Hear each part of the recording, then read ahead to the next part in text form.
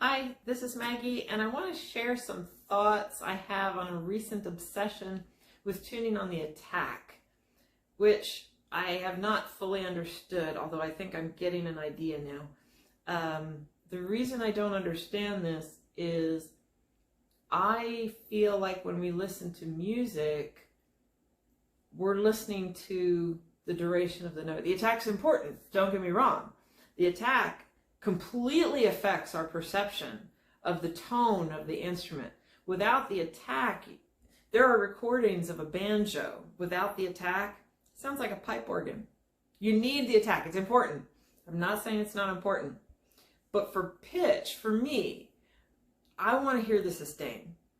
And so I was like, why? You know, and two people gave me some clues. One of them said the richest harmonics are in the attack. Okay, I can go along with that. ETDs can capture that attack. So ETDs can tune on the attack, and that's the obsession, because now it's possible. With aural tuning, it's very hard to tune on the attack because you're listening to beats and stuff. It's very hard to get that initial, some are good at listening early on, but not at this millisecond attack they're getting. So I was watching a conversation on one of the forums about this, and one of them gave examples where they measured it. They took screenshots and they took measurements of the attack where they hit more softly and harder, and the pitch was different. So whether you hit it hard or soft, that's going to affect your pitch, which is what you're tuning on that attack. And they were saying, so you need to hit it the same, which is important. But to me, that's like hitting a moving target. I feel like we're already hitting a moving target, and this makes that movement greater. So that did not reinforce my faith in this approach. Someone else, two other people told me most music uses fast notes. And when we listen to fast notes, we listen to the attack. Well, that's true. But as a wind player, I would play in ensembles. And when I'm playing flute or any other wind instrument, we have to constantly tune every note to the ensemble, so if I am playing a fast run, I'm not going to fine tune each one of those notes. I'm going to tune my instrument when I'm in a sustain, because from my point of view as a wind player, not a pianist now, but as a wind player, from my point of view, runs, notes up really, really, really high, for milliseconds are effects. It's an effect. They don't have to be, if they're a cent off or a half a cent off, I don't care. If I'm having a nice long sustained tone with an orchestra, I want it to be less than a half a cent off. That's a totally different thing. So I have this mindset as a wind player. So this is where I'm coming from. Also with aural tuning, I want to hear the sustain, So that's me. The other thing I was thinking about is equal temperament. We're tuning the piano to equal temperament. Equal temperament means we are out of tune. Equal temperament's not in tune. We're out of tune. So we're trying to tune it out of tune. To me, the attack, fast notes, attack, equal temperament, to me, that's a shotgun. It doesn't matter.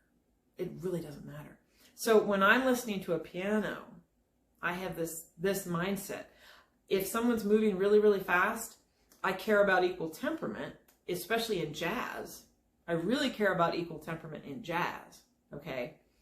But if someone's moving really, really fast, I care a lot less about how in tune it is. I want to hear the sustain. When I hear a sustain on a piano, let's say we tune on the attack, okay?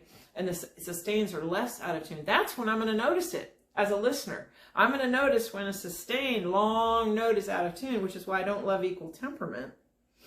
Because if you have a nice slow piece, if it changes keys a lot, yeah, we might need temperament, more equal temperament. But if it stays in one key, I would prefer a less equal temperament and listen to it more in tune instead of the out of tune equal temperament. And that brings me to another point. there are people who temper unisons. We temper unisons out of tune because that can give us an effect.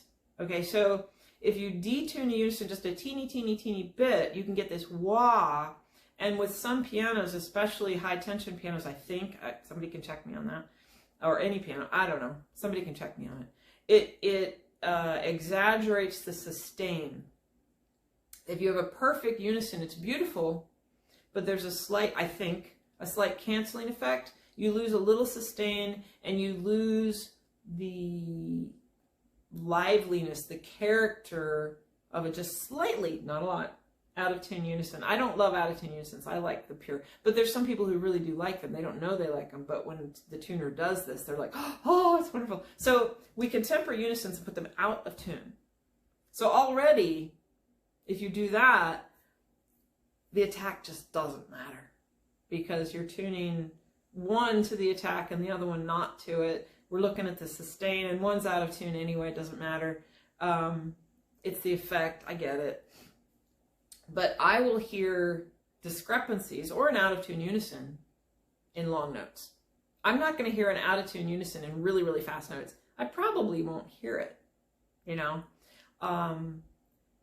The reason I mentioned jazz is I think they change keys. They go all over the place. You know, maybe tuning the attack and equal temperament's more appropriate for jazz.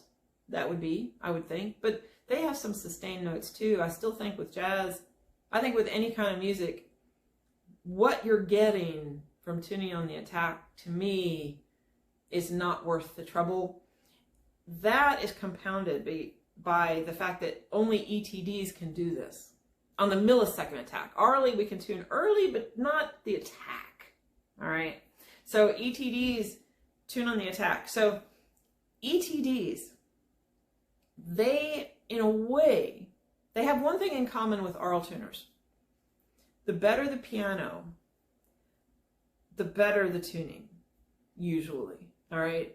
So if you have a really high-end piano, that ETD is going to do a really, really good job. Okay, I won't argue that point.